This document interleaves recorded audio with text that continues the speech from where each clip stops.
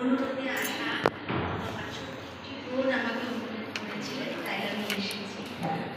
আমি প্রথম যে আমার এন্টারপ্রেনারশিপ আমার ছোট্ট একটা কুটির শিল্প দিয়ে তৈরি এবং ছোট্ট একটা রুমাল এবং ছোট্ট ব্লাউজ পিস এই দিয়ে কিন্তু আমি আমার নিজের এন্টারপ্রেনারশিপটাকে গড়ে তুলেছিলাম। আর আমি প্রত্যেকটা মহিলাদের মধ্যে চেয়েছিলাম সেই কুটির শিল্পটাকে তাদের ঘরের মধ্যে আমার এই ফ্যাশন বুটিকে কিছু ছোঁয়া লাগে। আর সেই ছোঁয়াতে আজকে কিন্তু নতুন মা দিদিরা এবং বোনেরা আজকে আমাকে এন্টারপ্রেনারশিপের এই স্থানটা দিয়েছে। তো আপনাদের মতোই কিন্তু আমি একটা গৃহবধূ ছিলাম এবং সেই গৃহবধূ থেকে আজকে আমি নিজের এন্টারপ্রেনারশিপ তো করেছি, তার সাথে আমি একটা সংস্থার সাথে জড়িত আছি, যেখানে আমার সাথে সবাই কিন্তু মেয়েরাই রয়েছে। তো এই স্থাপনা বা এই স্থাপন করতে গিয়ে আমার কিন্তু অনেক বছর যুদ্ধ করতে হয়েছে নিজের সাথে। হ্যাঁ, আমি অনেক সময় থেমে গেছিলাম, কিন্তু তারপরেও সেই যুদ্ধকে আমি জয় করবো বলে একবার না একবার পিছিয়েও আবার এগিয়ে গিয়েছিলাম। তো প্রত্যেকটা নারীদের শক্তি কিন্তু সবার আছে, শুধু আমার না, সবারই আছে।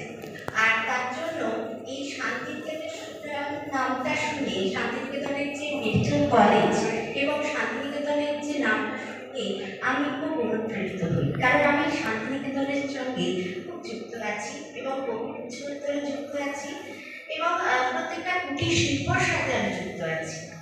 এবং এই শান্তিনিকেতন আমাকে সবসময় একটা আকর্ষিত করে, যে প্রত্যেকটা মেয়েদের ওখানকার শান্তিনিকেতনে আমি গিয়েছি এবং আমি শান্তিনিকেতনের সমস্ত মেয়েদের সাথে আমি সবসময় সংযোগ, মানে একটা আমার সাথে বর্ডিং আছে এবং তারা আমি দেখেছি একটা ছোট্ট রুমাল থেকে শুরু করে ব্লাউজ পিস পর্যন্ত ঘরে ঘরে করছে প্রত্যেকটা মেয়েরা। তো সেটাও যদি আমরা অনেক সময় এই ত্রিপুরাতে আমি যখন এসেছি তখন আমি সেখান থেকে কিন্তু আমি অনুপ্রাণিত হয়েছি যে আমার যে বুটিকের যে প্রেরণাটা আমি নিজে কীভাবে সবাইকে শেয়ার করব। এবং আমি সবসময় চেষ্টা করি যে প্রত্যেকে আমার এখানে বহু মেয়েরা আমার বুটিকে এসে সেলাই শেখে এবং এখানে অনেক ইনকাম যারা করার ইচ্ছে থাকছে তাদের সহযোগিতা করার একদম জিরো, মানে একদম যারা একদম মধ্যবিত্ত ঘর, যারা একদম একদম নিডি, তাদের জন্য কিন্তু আমি সবসময় তাদের পাশে থাকি। আর সবসময় আমার হাত কারো তো কানেকশন, আপনার যখন ব্রেনে কথাটা আসবে তখন কিন্তু আপনাকে হার্টকে টাচ করবে, আর সেই হার্ট টাচ করার পরে সেই হাত দিয়ে আপনারা কিন্তু সেই কাজটা করতে পারবেন।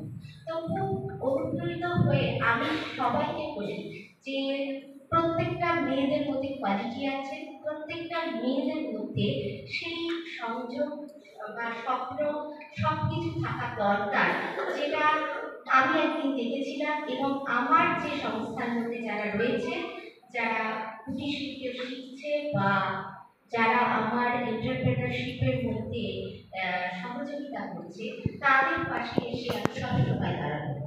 তো এই সংঘর্ষ আমার সাথে সবসময় থাকবে এবং আজকে আমি এখানে বলাই স্যারকে খুব পুরস্কার জানাবো যে আমি এই একটা সুন্দর একটা প্রতিষ্ঠিত জায়গায় আসতে পেরেছি এবং ত্রিপুরা শান্তিনিকেতন মেডিকেল কলেজ আমাকে অভ্যর্থনা জানিয়েছেন, এটার জন্য ভীষণভাবে ধন্যবাদ।